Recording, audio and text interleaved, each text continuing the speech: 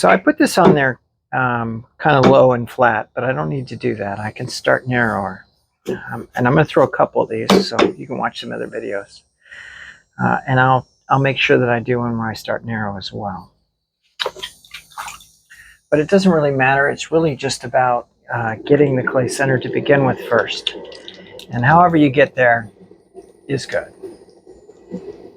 So this time we're going to center wide and low. Big part of my hand.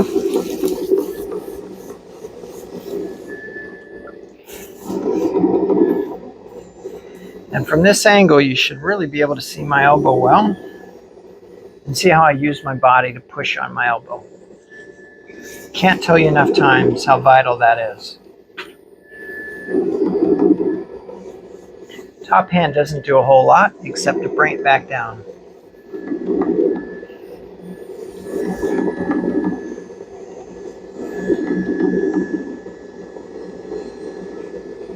And I come off really slow. Now, if this is your first plate, you're really going to enjoy this throw.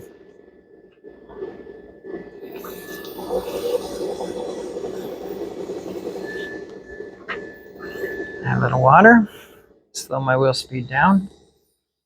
Now I'm going to change your view. So we've centered the clay. And now the first step for the plate is to bring this down. So I'm going to put a fist on here. I'm going to put my other hand up on top and I'm just going to push down. And this hand is just to add a little bit of extra strength so I can be steady as I do it.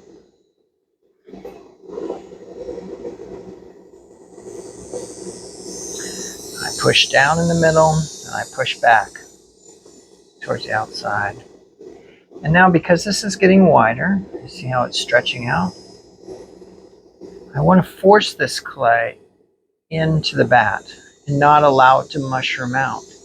So that requires my left hand to roll over the edge to keep it rounded. And now I'm going to push down and bring back. Push down and pull back.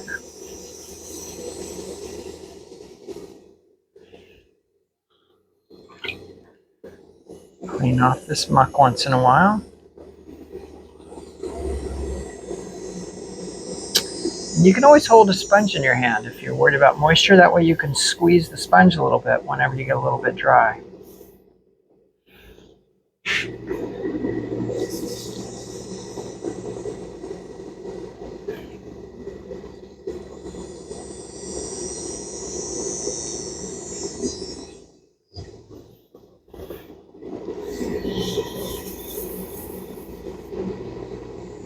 Pushing down and coming back.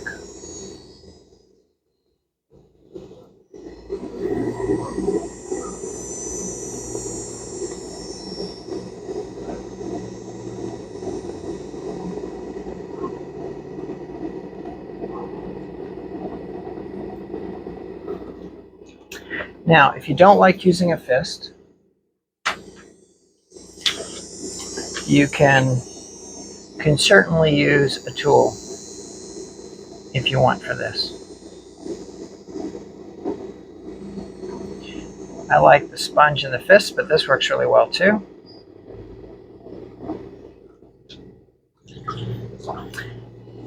Now I'm going to go under the edge here.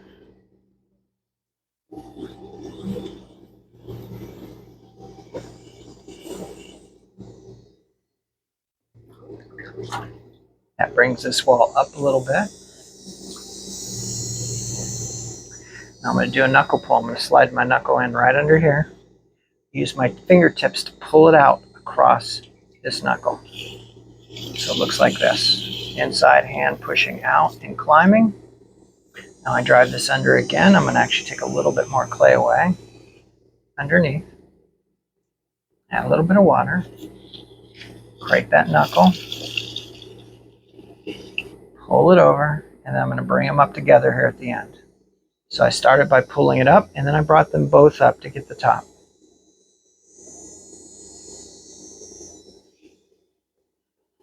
At this stage, I just want to clean this up, and again, you can go back to that plastic tool if you like. You can also wait to do this. You can let this plate stiffen up for a couple of hours and then come back with either a rib or just your sponge and fingers, and you can really make this bowl shape that's in the middle of a plate perfect. The last step is to lay this out. Now, if this was really flimsy and I was worried that it's not going to hold up well when it lays out, then what I would do is wait. I'd come back in an hour and then I would lay it out. But this is in great shape, so I'm going to show you how I do it. Basically, I'm going to put my knuckle right underneath here again. I want this to be really slick. And then I'm just going to lay this, I'm going to pull it over the knuckle. I'm going to move my pan to give myself more room over here. And I like to rest my wrist on the pan for stability. There we go. So I'm just laying it out and touching up the rim. Now, if you decide you need to cut your rim, there's a way to cut things that are laid out that's a little different. Instead of stabbing in, instead you're just going to bring your left hand under for support.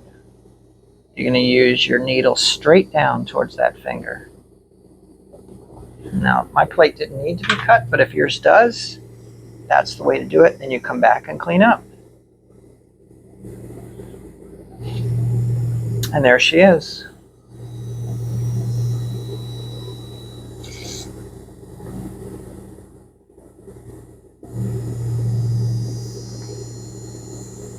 Now, mine's done, but if you wanted to add detail, you could certainly come back with the rib. And I just shot mine across the patio here, but I'll grab this other one instead.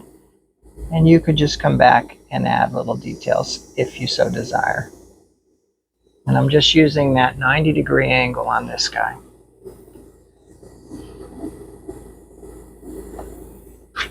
Okay, I think mine's finished. I hope that helped.